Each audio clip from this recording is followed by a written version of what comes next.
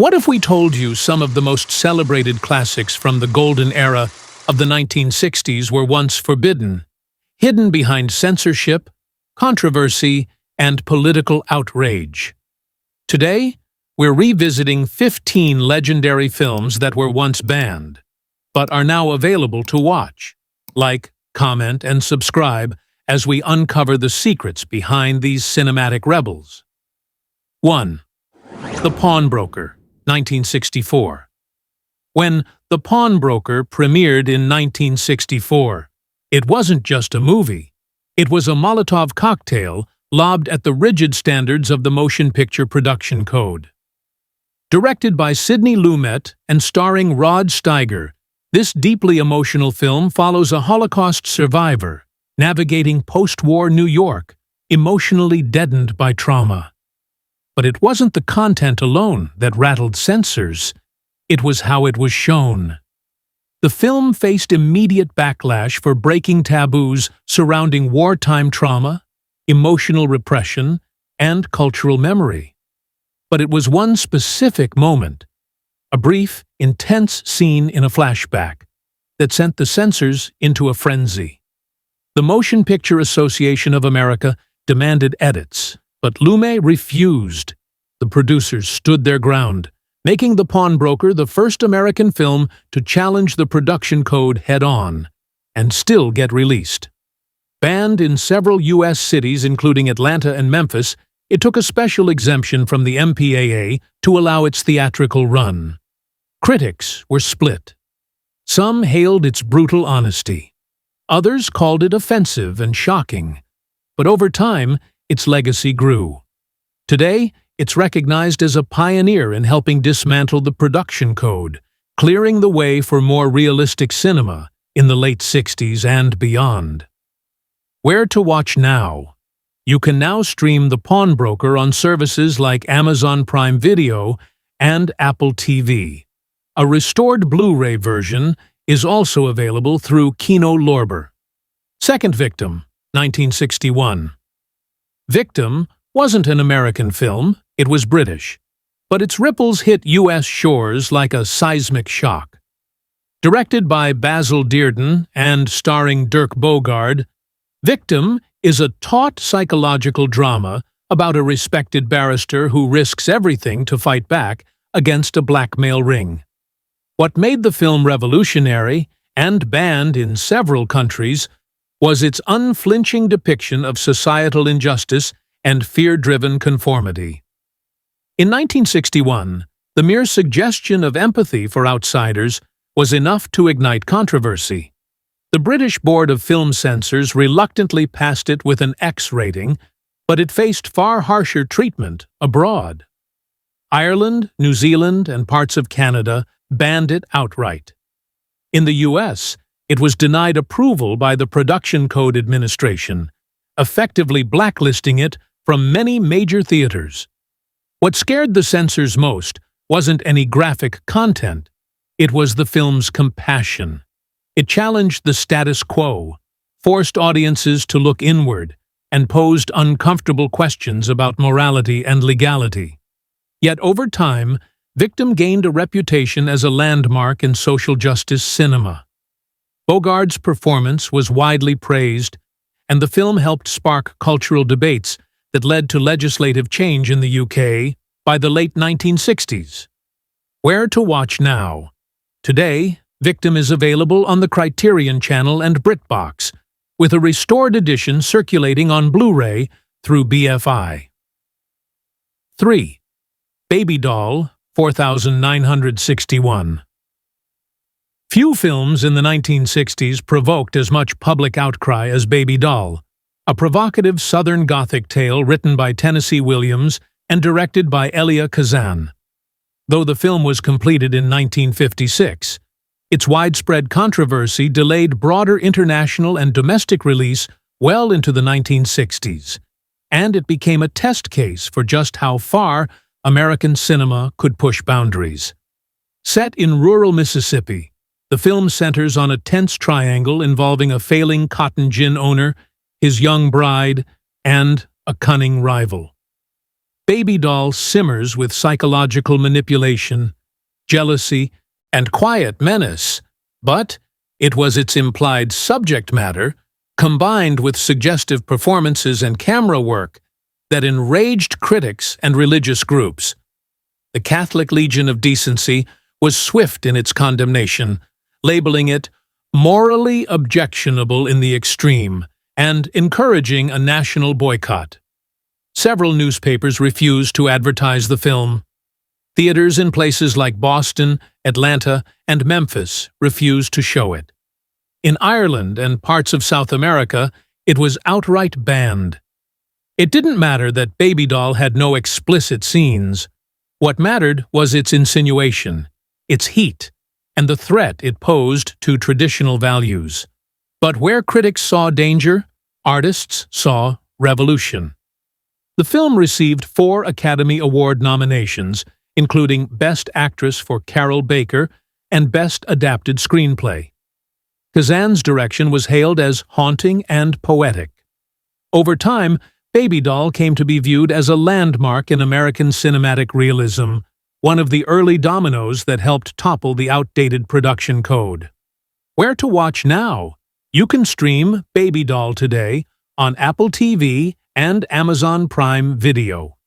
The Warner Archive Collection also offers a remastered DVD version, preserving Kazan's original cinematography in its full shadow-drenched glory. 4. La Lulccevita, 1960. Federico Fellini's La Lulccevita arrived in 1960 like a dream, lush, indulgent, seductive, but the reaction it provoked from authorities was anything but romantic. The film follows journalist Marcello Rubini through a 7-day journey into Rome's elite social scene, capturing a generation's existential confusion beneath champagne-soaked revelry. Cinematically, it was a triumph, but thematically, it was a crisis. The film's portrayal of moral decay, public scandal, and emotional emptiness triggered a political and religious firestorm in several countries. In Italy, the Vatican denounced the film outright, calling it an incitement to sin. The Archbishop of Milan demanded it be pulled from theaters. In Spain, Portugal, and Argentina, the film faced heavy censorship or was banned entirely. Even in the United States, it encountered significant distribution hurdles and was denied full release in some cities. Censors were particularly alarmed by a few infamous scenes that critiqued religious institutions and societal hypocrisy. Fellini had dared to hold a mirror to a culture built on appearances, and it didn't like what it saw. Critics split down the middle. Some called the film depraved. Others called it visionary. Over the years, La Lulccevita grew in legend. It became a cinematic landmark, one of the first major European films to openly critique celebrity culture and the moral fog of modern life. Its influence echoes in everything from Scorsese to Sorrentino. Where to watch now? Today, La Lulccevita can be streamed via the Criterion Channel and Amazon Prime Video. The film has been restored in 4K and is available on Blu-ray from the Criterion Collection, allowing new audiences to experience its visual and narrative richness in stunning detail. 5. The Battle of Algiers, 1966. When the Battle of Algiers was released in 1966, it didn't feel like a movie. It felt like a revolution. Directed by Italian filmmaker Gillo Pontecorvo and shot in a gritty newsreel style, the film depicted the Algerian resistance against French colonial rule with such realism that many mistook it for actual documentary footage. And that's exactly what made it dangerous. French authorities were outraged. The film didn't just sympathize with insurgents, it humanized them. It showed the brutality of occupation, the psychological costs of war, and the bitter cycle of violence that came from imperialism. In France, it was quickly banned from public screening. French theaters that attempted to show it faced threats and protests. The French government even pressured international film festivals to drop it from competition. Meanwhile, in the United States, the film struggled to find a distributor due to fears it would be perceived as politically subversive. Military academies privately studied it for counterinsurgency training, yet public screenings were limited. Countries like South Africa, Portugal, and even parts of the UK banned the film outright for its revolutionary themes. But with time, the tide changed. What was once censored became essential. Critics and historians embraced the Battle of Algiers as a masterpiece of political cinema. Its editing, music, and moral ambiguity made it an enduring classic, required viewing for anyone studying revolution, occupation, or resistance. Where to watch now? Today, you can stream The Battle of Algiers on the Criterion Channel, Canopy, and Amazon Prime Video. The Criterion Collection also offers a stunning 4K restoration with supplemental materials that explore the film's global impact. 6. Blowup, 1966. At first glance, Blowup seems like a stylish mystery. Fashion, photography, London's swinging 60s. But beneath the surface lies a deeper disturbance. Directed by Michelangelo Antonioni and co-produced by MGM, the film follows a photographer who inadvertently captures what may be a murder in the background of his shots. What unfolds is a disorienting spiral into ambiguity, perception, and the boundaries of reality. And it was that ambiguity that got it into trouble. The film became the first mainstream English-language movie released by a major U.S. studio without the seal of approval from the Production Code Administration. The code refused to pass Blowup due to its adult themes and depictions of the counterculture. In response, MGM released it anyway, marking a significant turning point in American cinema. In Italy and Ireland, the film was banned. In the U.S., its controversial release helped spell the death of the production code itself. A new era of film ratings would be introduced just 2 years later, thanks in part to Blowup's cultural impact. But not everyone was ready. Critics were divided. Some called it a masterpiece of modern alienation, while others accused it of being vague, even irresponsible. Yet today, it's hailed as one of Antonioni's most iconic works and a critical turning point in cinematic history. Where to watch now? Blowup is now widely available to stream on platforms like Apple TV and Amazon Prime Video. Warner Brothers has also released a remastered edition on Blu-ray that includes behind-the-scenes documentaries and interviews with the surviving cast and crew. 7. Peeping Tom, 1960. Few films have been more maligned upon release and later revered than Peeping Tom. Directed by Michael Powell, one half of the celebrated Powell and Pressburger duo, the film follows a socially awkward cameraman who works in a London film studio by day, but harbors disturbing compulsions after hours. His camera becomes an unsettling symbol of voyeurism and fear, turning the audience into a silent participant in his psychological unraveling. At its core, Peeping Tom is about obsession, trauma, and the blurred line between creator and observer. But the film's bold themes were too much for 1960 Britain. Upon release, it was greeted with immediate outrage. Major newspapers denounced it as beastly, nauseating, and a blot on the reputation of the British film industry. The British Board of Film Censors gave it an X rating, and it was quickly pulled from most cinemas within days. The damage was so severe that Michael Powell's career as a director in the UK never recovered. He was ostracized by the film industry and lived for years in the shadow of the movie's backlash. The ban wasn't limited to Britain. Peeping Tom faced restricted release or outright censorship in several countries, including Australia and Canada. The US gave it a limited release in select theaters under strict advertising guidelines. But time, as it so often does, told a different story.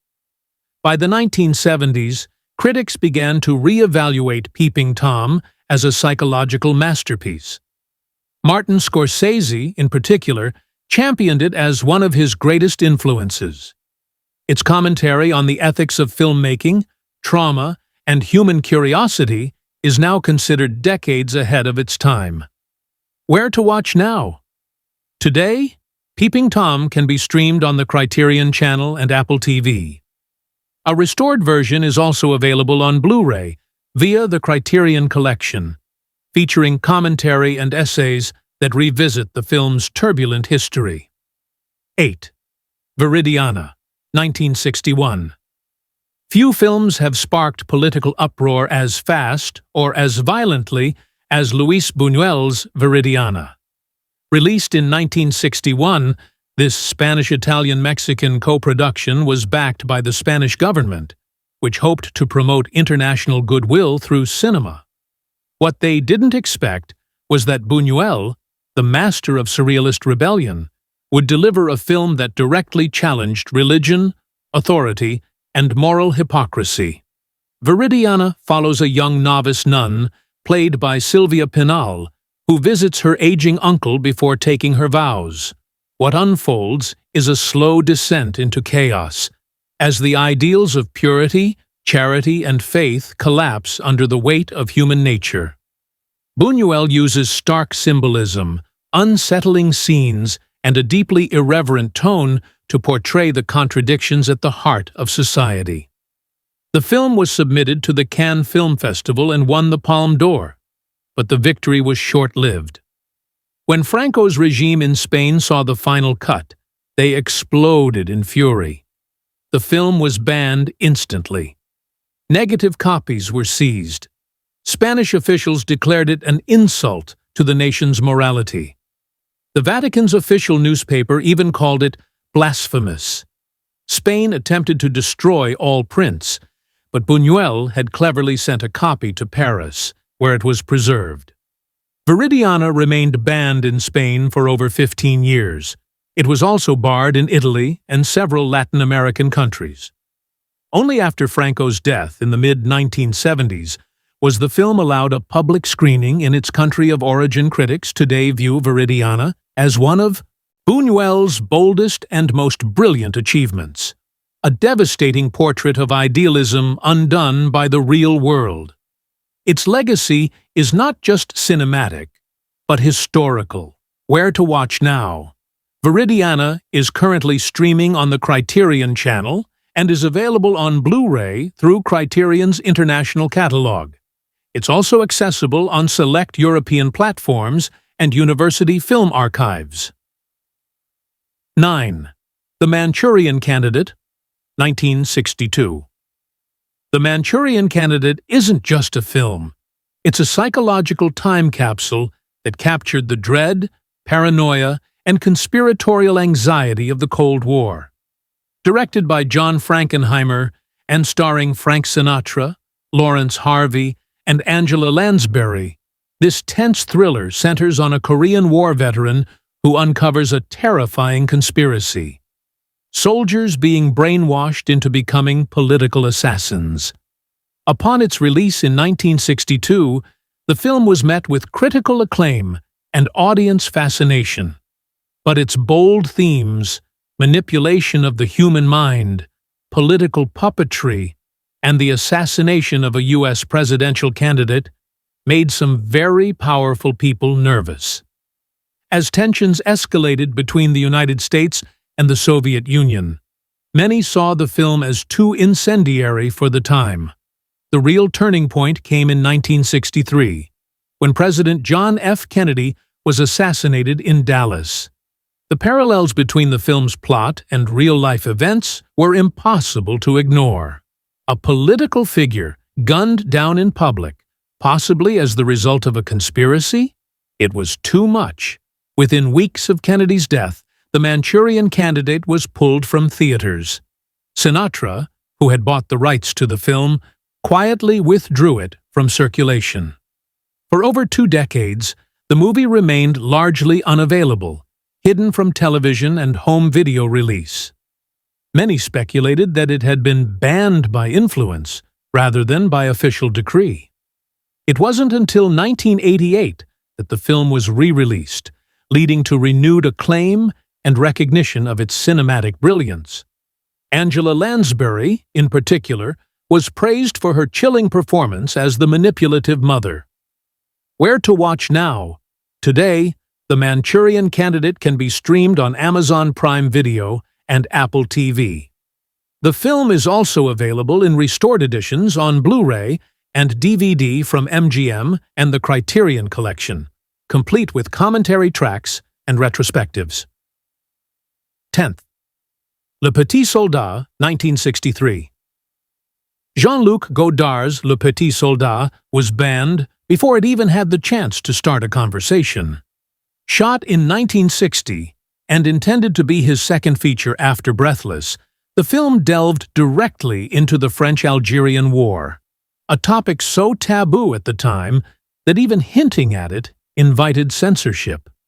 The film tells the story of Bruno Forestier, a French soldier and double agent who becomes trapped in a web of conflicting ideologies, brutality, and disillusionment. Set in Geneva, it follows his moral and emotional unraveling as he is ordered to assassinate a political opponent while falling in love with a young woman named Veronica, played by Anna Karina. What terrified French authorities wasn't just the plot. It was the fact that the war in Algeria was still ongoing. The French government feared that showing the film would stoke political unrest and fuel resistance movements. And so, Lupeti Solda was banned outright in France upon completion. It remained unreleased there for 3 full years, finally hitting screens in 1963 after the war had officially ended. During that time, the film was denied public screening in multiple countries, including some parts of Europe that were sympathetic to France's colonial position. Even in the US, Lupeti Solda had a quiet, limited release that flew under the radar. Critics and historians now see the film as a vital bridge between Godard's early romanticism and his later political radicalism. It marked a turning point, not just in his career, but in European cinema's willingness to confront political violence, complicity, and national identity. Where to watch now? Lupeti Solda is now available on the Criterion Channel and for digital rental on platforms like Apple TV. It has also been restored in 4K and released on Blu-ray as part of the Criterion Collection's Jean-Luc Godard box set. 11. The War Game, 1966. Few films in history have been banned by their own creators' government due to fears over their psychological impact. But that's exactly what happened with The War Game. Directed by Peter Watkins and commissioned by the BBC, this chilling pseudo-documentary imagined what might happen if the UK were hit by a nuclear strike during the Cold War. Shot in stark black and white and filmed with non-actors to amplify its realism, The War Game presented a harrowing vision of social breakdown, radiation burns, food shortages, and civil collapse. It was intended for television broadcast, but once executives at the BBC saw the finished product, they got cold feet. Under pressure from the British government and military advisors, the BBC pulled the film from its scheduled airing, claiming it was too horrifying for the medium of television. It was, in effect, banned from broadcast in its own country. This censorship didn't go unnoticed. The film went on to win the Academy Award for Best Documentary Feature in 1967, despite not having been shown in its country of origin. In many parts of Europe, including West Germany and France, it was either banned or only permitted in restricted screenings due to its politically charged content. American stations refused to air it, fearing it would be perceived as anti-nuclear propaganda. Critics, however, were moved by its urgency and honesty. It wasn't just a film, it was a warning. Watkins, Blacklisted from British television for years, later became an exile of sorts, continuing to make politically charged films in Europe and Scandinavia. Where to watch now?